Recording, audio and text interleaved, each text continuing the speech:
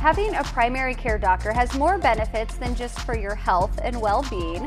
Dr. Stanek, Chief Medical Officer of DoctorsNow, is here for today's Hello Health, and we're talking about primary care doctors and why it's so important to have one. Oh yeah, everybody should have a primary care doctor. We have primary care at DoctorsNow, as well as direct care, which we'll get into a little bit later. But really just having a provider that you know and trust, someone you can establish with to learn your medical history, surgical history, allergies, all of that stuff. But we also want to know more. We want to know what a day-to-day life looks like for you, what you've done for work in the past, what you do for work right now, what your home life looks like, family life, and that helps your primary care provider to make more informed decisions in regards to your medical care. Because it all probably plays a role in your health and well-being. Yeah, absolutely. Occupational hazards, like the family and support that you have in the community, like all of these things factor into the decisions that we try to make for you. Okay, you mentioned direct primary care. What is that? So direct primary care is a different way of doing primary care.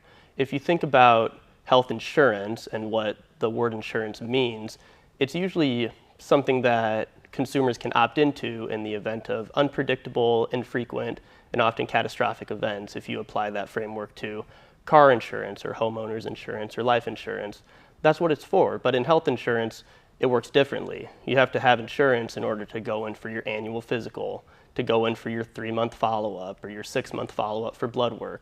These are not infrequent, unpredictable events. They're the opposite. They're scheduled. And so insurance doesn't really have a place in primary care, so we try to set a different model called direct primary care. It's a direct between the patient and the practice.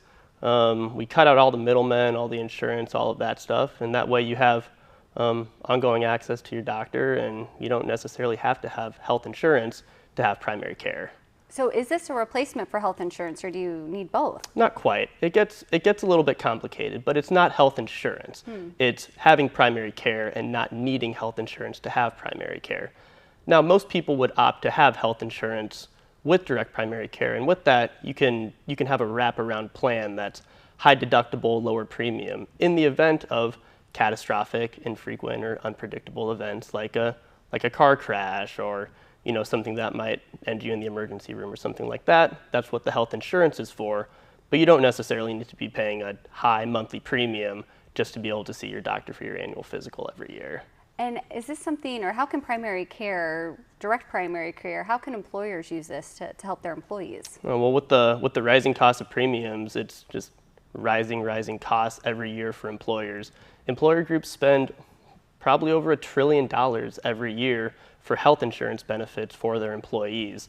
And according to the Affordable Care Act, any business that has over 50 full-time employees is required by federal law to at least offer health insurance benefits to their employees.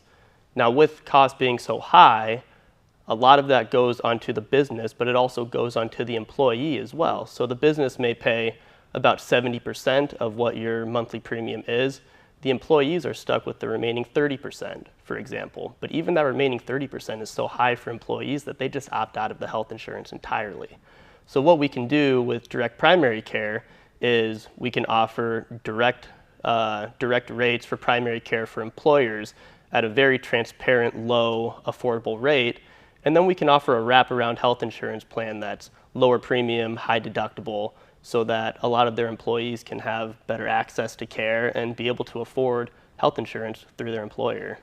And talking about the primary care doctor, finding one, how often should we be seeing that? You mentioned the annual physical. It's really up to your primary care provider how often you should be seen.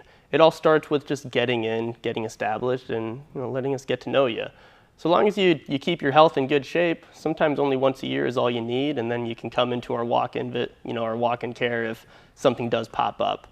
But if you're late to establish and we find that you have some chronic disease, diabetes, chronic lung disease, heart disease, then you're probably going to want to come in more frequently. But ultimately, that's a decision that's made by your provider. Well, lots of great information. Thanks for joining us today. Yeah, thanks for having me. And you can learn more. Just go to doctorsnow.com or call 515-471-1860. You'll find locations around the metro, and you can see more on social media.